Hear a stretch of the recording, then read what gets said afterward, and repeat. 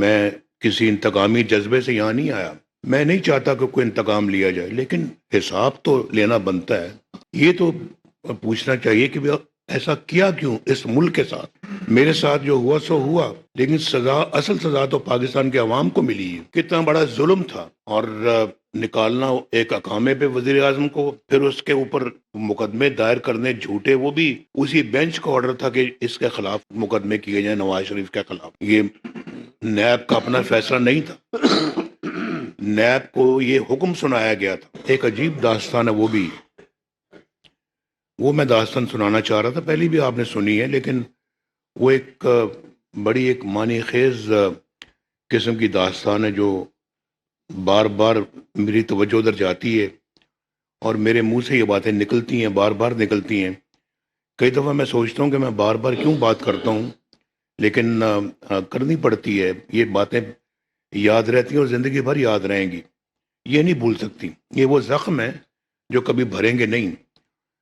اور جیسے میں نے لاہور آ کے یہ کہا تھا 21 اکتوبر کو کہ میں کسی انتقامی جذبے سے یہاں نہیں آیا. میں نہیں چاہتا کہ کوئی انتقام لیا جائے، لیکن حساب تو لینا بنتا ہے. یہ تو پوچھنا چاہیے کہ ایسا کیا کیوں اس ملک کے ساتھ. میرے ساتھ جو ہوا سو ہوا، لیکن اصل سزا تو پاکستان کے عوام کو ملی ہے، جن کے لیے آج اس زمانے کی 4 روپے کی روٹی آج 15 روپے کی، 20 روپے کی ہو گئی. جن کے لیے 50 روپے کی چینی آج نہ جانے 150 روپے کی ہو گئی. اس زمانے کی بجلی آج اتنے مہنگے بل ہو گئے کہ بل ادا نہیں ہو سکتا. اس سے بڑی سزا کیا ہو سکتی کہ ہمارے قوم کے بچے اسکول نہ جا سکیں. اس سے بڑی سزا کیا ہو سکتی کہ ان کے 2 وقت کا کھانا نہ میسر ہو سکے. کیا سزا اس سے بڑی ہو سکتی ہے کہ وہ بیچارے یہی سوچتے رہیں کہ ہم اس مہینے کے اندر اپنے بچوں کی فیس اسکول کی کیسے ادا کریں. اگر ہم نے بل دینا ہے بجلی کا تو فیس نہیں دی جا سکتی، اور اگر فیس دینی تو بل نہیں دیا جا سکتا. اور اگر بل دیں گے تو کرایہ مکان جو مالک مکان ہے وہ نکال کے باہر پھینکے گا. یہ حال ہے ہمارے ملک کا، قوم کا. اس وقت لاکھوں لوگوں کو اس وقت روزگار مل رہا تھا اور کروڑوں غربت کی لکیر سے اوپر آ رہے تھے، غربت سے بھی نکل رہے تھے. سزا مجھے نہیں ملی، مجھے تو ایک فرد کے طور کے اوپر سزا ملی، ہمارے خاندان کو ملی، ہماری پارٹی کو ملی. لیکن اصل سزا پاکستان کے 25 کروڑ عوام کو ملی جو آج روٹی کو ترستے ہیں. میں نے خود دیکھا ویڈیو کے اندر کہ روٹی لوگ تقسیم کر رہے ہیں اور 100 خواتین اور بندوں کی لائنیں لگی ہوئی ہیں صرف روٹی لینے کے لیے، مفت. پہلے ایسے منظر کبھی نہیں ہم نے دیکھے تھے، لیکن آج دیکھ رہے ہیں.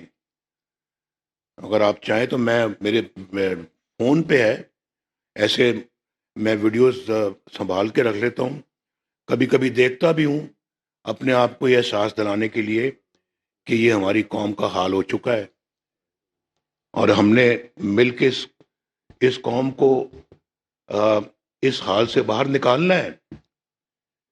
یہ یاد رکھنے کے لیے اور یہ اپنے آپ کو سبق سکھانے کے لیے. اگر کہتے ہیں تو میں وہ اسکرین پہ میں وہ سینز آپ کو ابھی دکھا سکتا ہوں. یہ عملاً ہمارے ملک اور ہماری قوم کا حال ہو گیا ہے. تو میں وہ بات کر رہا تھا کہ میں وہاں جب وہ دوبارہ کلیپس کر گئیں، آئی سی یو میں گئیں، تو میں کورٹ پہ تھا. وہاں ایک کورٹ میں تو مجھے سزا ہو گئی تھی، اسی کی سزا میں بھگت رہا تھا. دوسرا مقدمہ جس سے کل بریت ہوئی ہے، اس کیس میں نیب کورٹ میں تھا. مجھے بتایا گیا، فون آیا کہ جی وہ آپ تو بات میں جو کہ کورٹ میں بات نہیں ہو سکتی تھی، کہ مجھے میسج آیا جی کہ وہ دوبارہ آئی سی یو میں چلی گئی ہیں، تو آپ ذرا بات کر لیں اپنے بیٹے سے.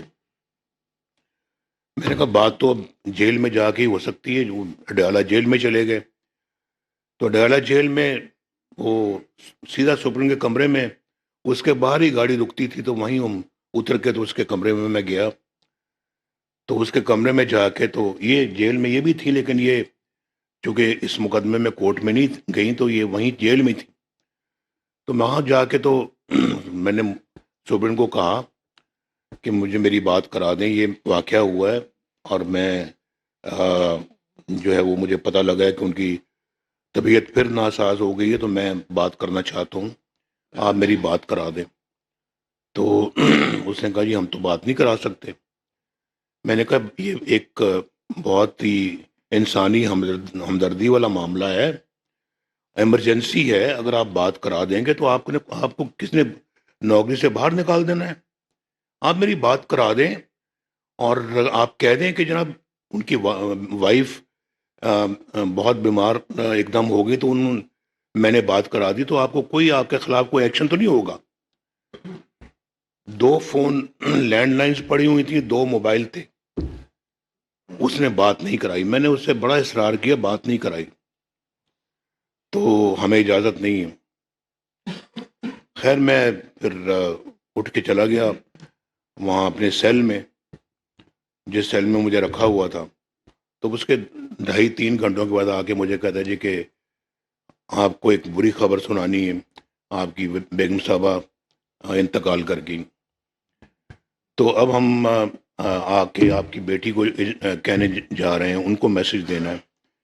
میں نے کہا بالکل آپ نہ جائیں، میں جاؤں گا، میں خود جا کے ان سے بتاؤں گا. تو میں پھر ان کو جا کے میں نے بتایا. تو آپ سوچ سکتے ہیں کہ بیوی یا ماں کی جو خبر مرنے کی ملے، وہ بھی جیل میں، تو انسان کا کیا حال ہوتا ہے.